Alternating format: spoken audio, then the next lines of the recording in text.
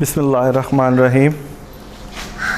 Dear students, हमने अपने previous lectures में रियल नंबर्स, उसकी डेफिनेशंस को देखा और उसकी प्रॉपर्टीज़ को स्टडी किया।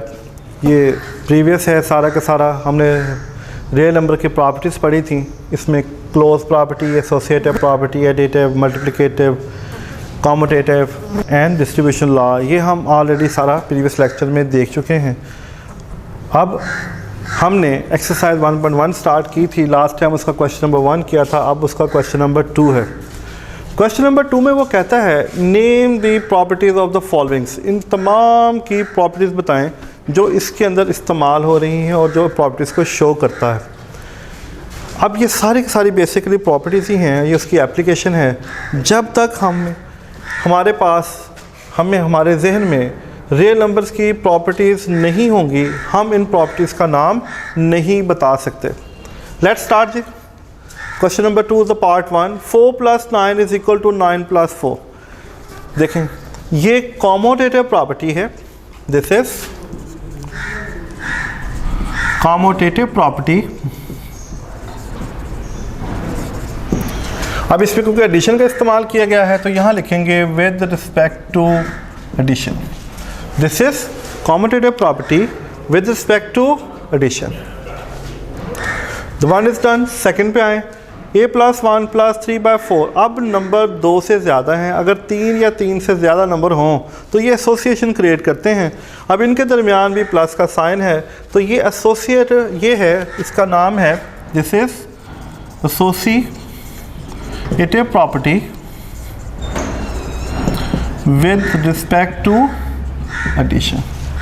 This is associative property with respect to addition. Third one के अंदर स्टेटमेंट को और से देखें। This is √3 + 5 + 7। देखें, ये भी 3 नंबर्स हैं और उनके दरमियान में प्लस का साइन है तो एक दफ़ा फिर ये एसोसिएटिव प्रॉपर्टी है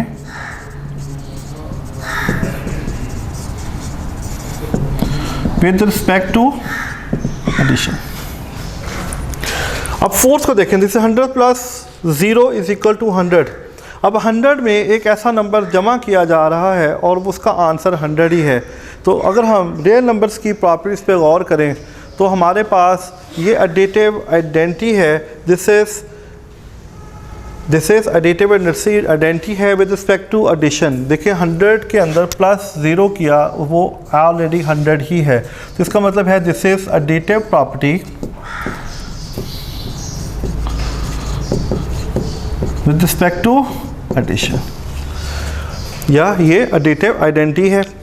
इसके बाद 1000 को 1 से मल्टीप्लाई किया, 1000 को 1 से मल्टीप्लाई किया तो 1000 ही है। ये मल्टीप्लिकेटिव आइडेंटिटी है। ये क्या है हमारे पास? This is multiplicative identity. ये हमारे पास क्या है? मल्टीप्लिकेटिव आइडेंटिटी है। इसको एडिटिव आइडेंटिटी भी कहा जा सकता है।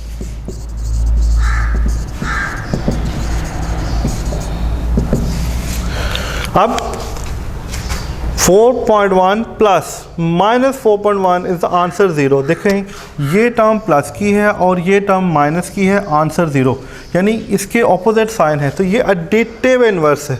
क्या है ये? दिस इज एडिटिव इन्वर्स, यानी ये इन्वर्स की प्रॉपर्टी है और ये एडिटिव इन्वर्स है।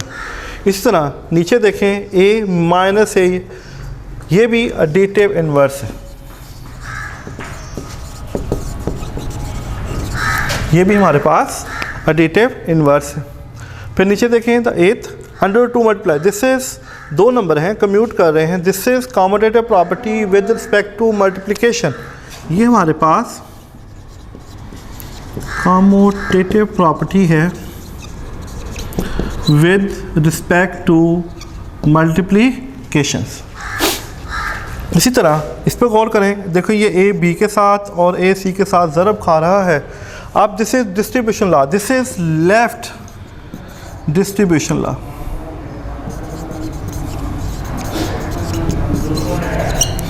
क्योंकि इसके अंदर माइनस है, और सब्ट्रैक्शन कर सकते हैं और एडिशन कर सकते हैं। This is left distribution law, this is right distribution law. This is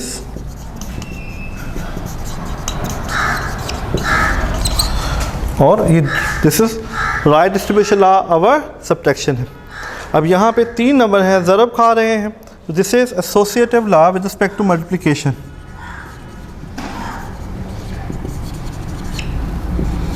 with respect to multiplication, इस पे गौर करें। देखें यहाँ पे ए बी के साथ, ए सी के साथ और ए डी के साथ ज़रब खा रहा है। This is distribution law, this is left side से है, this is left distribution law, और ये अवर एडिशन एंड सब्ट्रैक्शन दोनों के लिए। एक दफ़ा फिर देखिएगा प्लीज़।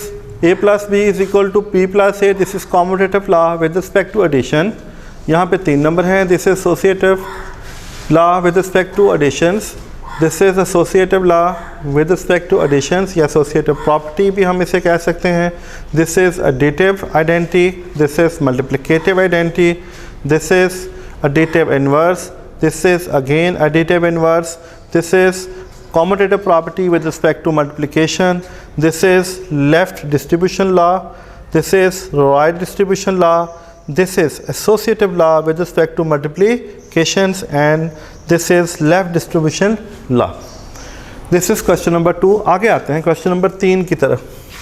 वो कहता है कि इनमें वो कौन सी प्रॉपर्टीज इस्तेमाल हुई हैं, हमें भी यहाँ पे भी नेम दीज प्रॉपर्टीज लिखना है, उन प्रॉपर्टीज़ का नाम लिखना है, उन प्रॉपर्टीज़ का नाम लिखना है जो इनके अंदर इस्तेमाल हुई हैं। तो पहली स्टेटमेंट है, देखें -3 लेस देन -2।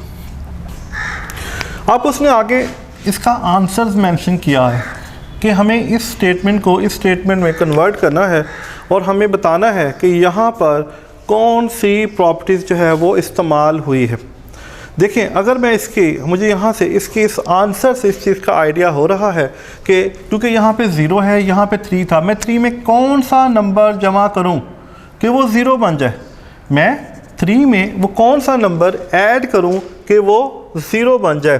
तो मुझे नज़र आ रहा था कि -3 दिस इज एडिटिव इनवर्स है, अगर ये -3 तो इसमें अगर मैं +3 करूँ, तो अगर मुझे एक तरफ करना है तो इक्वालिटी प्रॉपर्टी के लिहाज से मुझे दूसरी साइड पे भी वही नंबर जमा करना है। जब इसे जमा करेंगे देखिए ये 0 लेस देन 1 बनता है। तो ये वाली स्टेटमेंट और ये वाली स्टेटमेंट सेम है। तो इसका मतलब क्या हुआ, क्योंकि मैंने दोनों साइड के ऊपर +3 जमा किया है, दिस इज एडिटिव प्रॉपर्टी। ये हम प्रीवियस लेक्चर में पढ़ चुके थे। अब हमें इसको उसकी एप्लीकेशन को देखना है। दिस इज़ एडिटिव प्रॉपर्टी, क्योंकि हमने दोनों साइड पर नंबर को जमा किया है, उस जमा करने के रूल से, क्योंकि उस लिहाज से दिस इज़ एडिटिव प्रॉपर्टी। अब दूसरे सवाल की तरफ देखें, यहाँ है -5 लेस देन -4। अब देखें यहाँ पे भी उसका आंसर मेंशन किया गया कि -5 को वो कौन से नंबर के साथ मल्टीप्लाई किया जाए कि 20 आ जाए। -5 को किस नंबर के साथ मल्टीप्लाइड किया जाए कि 20 आ जाए। तो देखिए, अगर मैं इसको मल्टीप्लाइड बाय -4 और मल्टीप्लाइड बाय -4, क्योंकि अगर मैं एक साइड पे -4 से मल्टीप्लाई करूंगा तो मुझे दूसरी साइड पर भी -4 से मल्टीप्लाई करना पड़ेगा। ये प्रॉपर्टी ऑफ इक्वालिटीज़ है। तो जब हम इक्वालिटीज़ के अंदर किसी भी नेगेटिव नंबर से मल्टीप्लाइड या डिवाइड करते हैं तो जो इसका साइन है वो चेंज हो जाता है। ज़रा मेरा बेटा इस चीज़ का ख्याल रखना है, इस चीज़ को अपने जहन में रखना है कि जब भी इक्वालिटीज़ के अंदर हम किसी भी नेगेटिव नंबर से इसको मल्टीप्लाइड करें या डिवाइड करें तो जो उसकी इक्वालिटी का साइन है, अगर वो लेस है तो ग्रेटर हो जाएगा, अगर वो ग्रेटर है तो वो लेस में कन्वर्ट हो जाएगा। तो ये बनेगा this is 20 and 16, 20 greater than 16, क्योंकि हमने दोनों साइड पर -4 से मल्टीप्लाई किया है। This is multiplicative property, this is multiplicative property. Next question देखें, 1 है ग्रेटर देन है -1 है। अब हमें 1 को -3 में कन्वर्ट करना है। तो 1 में कौन सा ऐसा नंबर प्लस या माइनस या डिवाइड मल्टीप्लाई करें कि हमारे पास जो आंसर है वो -3 बन जाए। तो देखिए, अगर मैं इसके -4 दोनों साइड पर जमा कर दूं, अगर मैं इस गिवन स्टेटमेंट के अंदर -4 को दोनों साइड्स पर ऐड कर दूं या सिंपली सेंस में दोनों साइड पर -4 कर दूं तो जो इसका आंसर आएगा वो -3 लेस देन -5 आएगा, और यही हमारी स्टेटमेंट। इसका मतलब यहाँ पे ये बात गौरतलब है, मैंने यहाँ पर -4 को मल्टीप्लाइड किया था, मैंने यहाँ पे -4 को मल्टीप्लाई किया था, लेकिन मैं यहाँ पे -4 को जमा कर रहा हूँ। जमा और मल्टीप्लाइड में बहुत फ़र्क है। जब भी किसी भी इनक्वालिटीज़ में नंबर को जमा या माइनस किया जाता है, डी ऐड किया जाता है या उसका डिफरेंस लिया जाता है तो उसकी इक्वालिटी चेंज नहीं होती। लेकिन अगर हम किसी नेगेटिव नंबर से मल्टीप्लाई करते हैं या डिवाइड करते हैं तो उसकी इक्वालिटी चेंज होती है। यहाँ पे इक्वालिटी चेंज नहीं होगी क्योंकि हमने दोनों साइड पे -4 को जमा किया है। This is additive property, this is additive property, क्योंकि हमने दोनों साइड पे जमा किया है तो हम इसे एडिटिव प्रॉपर्टी कहेंगे। इसी तरह यहाँ देखें a एंड 0। अब देखें मुझे a को -a में कन्वर्ट करना है, मुझे a को -a में कन्वर्ट करना है, तो a को किस नंबर के साथ डिवाइड मल्टीप्लाइड या प्लस या माइनस करूँगा कि मेरे पास ये स्टेटमेंट a से -a बन जाए। तो यकीनन मुझे -1 के साथ दोनों साइड पे मल्टीप्लाई करना है। जब मैं -1 के साथ दोनों साइड पे मल्टीप्लाई करूँगा तो ये लेस देन जो है ये ग्रेटर देन में कन्वर्ट हो जाएगा और मेरे पास आंसर आएगा ये। सेम अभी जो बात मैं आपको समझाना चाहता बेसिकली इस तमाम सवालात में यही बात बहुत गौरतलब है कि जब नंबर को जमा या माइनस किया जाता है तो उसकी इक्वालिटी की कंडीशन है वो चेंज नहीं होती। लेकिन अगर किसी भी नेगेटिव नंबर से डिवाइड या मल्टीप्लाइड किया जाए तो इक्वालिटी की कंडीशन चेंज हो जाती है। अब हमने दोनों साइड पे -1 से मल्टीप्लाई किया है तो this is multiplicative, this is multiplicative property. तो ये हमारे पास मल्टीप्लिकेटिव प्रॉपर्टी बन जाती है। इसी तरह इस पे देखें, this is a and b। अब यहाँ पे भी a को -a में कन्वर्ट करना है, यहाँ पर भी a को -a में कन्वर्ट करना है। तो क्या करेंगे, हम दोनों साइड पर -1 से मल्टीप्लाई कर देंगे और जो ग्रेटर का साइन है वो लेस में कन्वर्ट हो जाएगा। This is -a less than -b। दोनों साइड पे -1 से मल्टीप्लाई किया है इसलिए ये दिस इज़ मल्टीप्लिकेटिव प्रॉपर्टी। तो ये बन जाएगी मल्टीप्लिकेटिव प्रॉपर्टी। अब इसी तरह यहाँ पर a एंड b है, ये बड़ी गौरतलब जो है प्रॉपर्टी है, जैसे ये एक अजम्पशन भी है क्योंकि इसको समझने के लिए थोड़ा सा ज़रा हमें इसको गौर से देखना होगा और ये बड़ा गौरतलब है क्योंकि इसके बगैर थोड़ी सी बात जो है वो क्लियर नहीं होगी।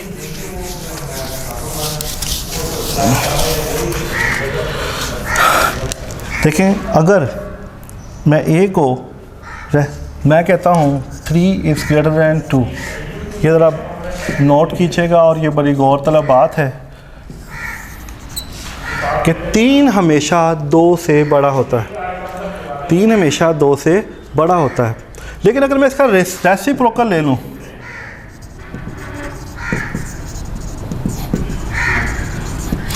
वन ओवर 3 1/2, तो 1/3 1/2 से छोटा हो जाएगा। क्या हो जाएगा, 1/3 1/2 से छोटा हो जाएगा। तो ये इसलिए थोड़ी सी टेक्निकली बड़ी समझने वाली एक प्रॉपर्टी है, एक एजम्पशन है। तो जब इसको 1/a करेंगे और इसको 1/b करेंगे तो यहाँ पे लेस की जगह पे, ग्रेटर की जगह पे लेस का साइन आएगा क्योंकि हम इसको डिवाइड कर रहे हैं। क्या कर रहे हैं, हम इसको डिवाइड कर रहे हैं। तो ये एक मल्टीप्लिकेटिव प्रॉपर्टी है।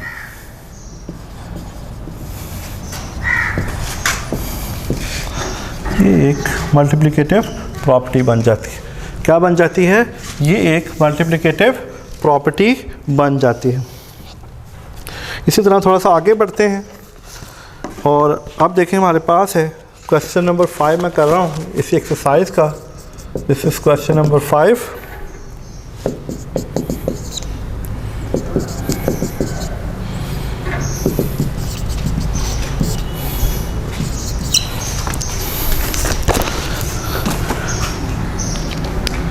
देखिए ये एक सवाल है क्वेश्चन नंबर 5। बेसिकली जो 4, 5, 6 तीनों के तीनों सवाल इसी तरह से हैं और हमें इन तीनों सवालों को देखना है और इन तीनों सवालों को हम ऑलरेडी करना जानते हैं। सिंपल इसका एलसीएम लिया है और कुछ नहीं किया हुआ इसके अंदर। लेकिन जब हम इन चीज़ों को रियल नंबर्स के अंदर या रियल लाइंस के ऊपर या प्योर मैथ्स के लिहाज से इसको जस्टिफाई कर रहे होते तो फिर ये ऐसे नहीं है जैसे हमें नज़र आ रहे होते हैं। इन्हें करने के लिए एक ख़ास तरीक़ाकार और ये जो हमने प्रॉपर्टीज़ पढ़ी होती हैं, ये सारी की सारी रियल नंबर की प्रॉपर्टीज़ जो हैं वो सारी की सारी इसके अंदर एप्लीकेबल होती हैं। लेकिन बदकिस्मती से क्योंकि हम शुरू से बच्चों को रट्टा लगाने के आदी होते हैं तो बस पकड़ा और उसको कर दिया और करके सामने रख दिया। तो यहाँ पे ऐसा नहीं है, इन नंबर्स को करने का एक प्रॉपर तरीका है। लेट्स सी हम उस तरीके को देखते हैं कि हमें इसको कैसे सॉल्व करना है। सबसे पहले क्या मैं इसको इस फॉर्म में लिख सकता हूँ?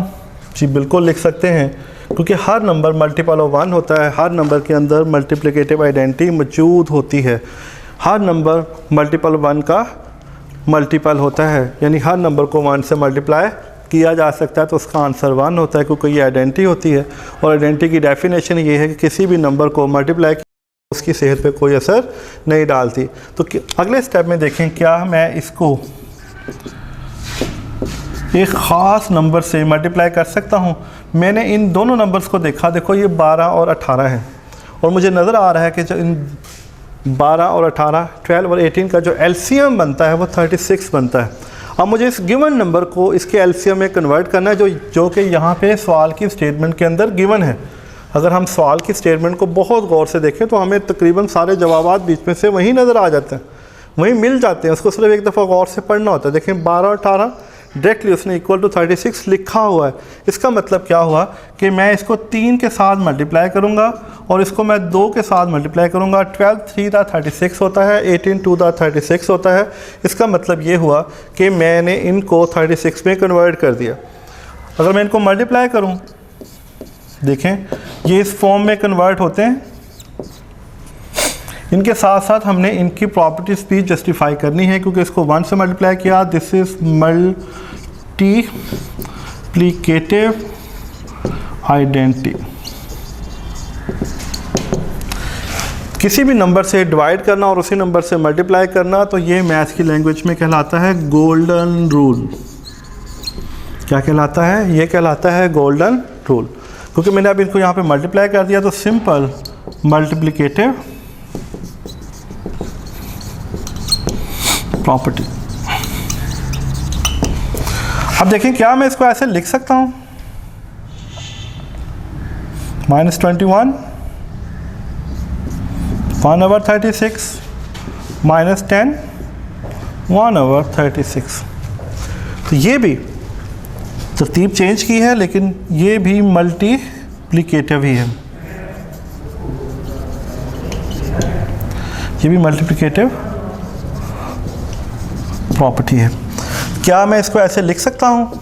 -21 -10 और मैं 1/36 को बाहर ले लूँ। तो देखिए, इस पे गौर करें, ये क्या चीज़ है। और ये वाली जो प्रॉपर्टी हमने पढ़ी, this is distribution law. This is distribution law, यानी यहाँ पे क्योंकि मैं राइट साइड से बात कर रहा हूँ, this is right distribution law.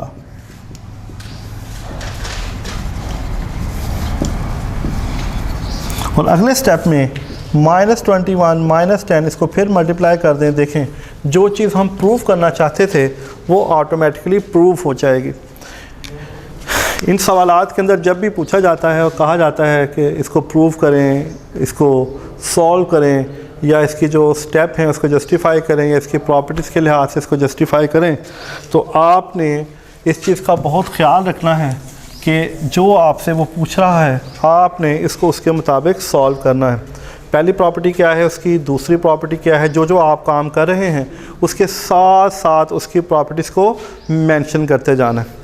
इस तरह ये मैंने क्वेश्चन नंबर 5 किया है। मेरा बेटा आप question number 4 and question number 6 वो आपकी सेल्फ असाइनमेंट है। आप उसे अच्छी तरह से देखोगे, सेम प्रोसेस उसको सॉल्व करोगे, आपकी 1.1 मुकम्मल हो जाएगी। तो थैंक यू मेरा बेटा, इसको अच्छी तरह देखिएगा। ये उस वक्त सॉल्व होंगी जब आप रियल नंबर्स जो हैं उनकी प्रॉपर्टीज़ को जहन में रखेंगे। ये उसकी छोटी सी एप्लीकेशन थी 1.1। इंशाअल्लाह अगले लेक्चर में देखते हैं हमने क्या करना। Thank you ji.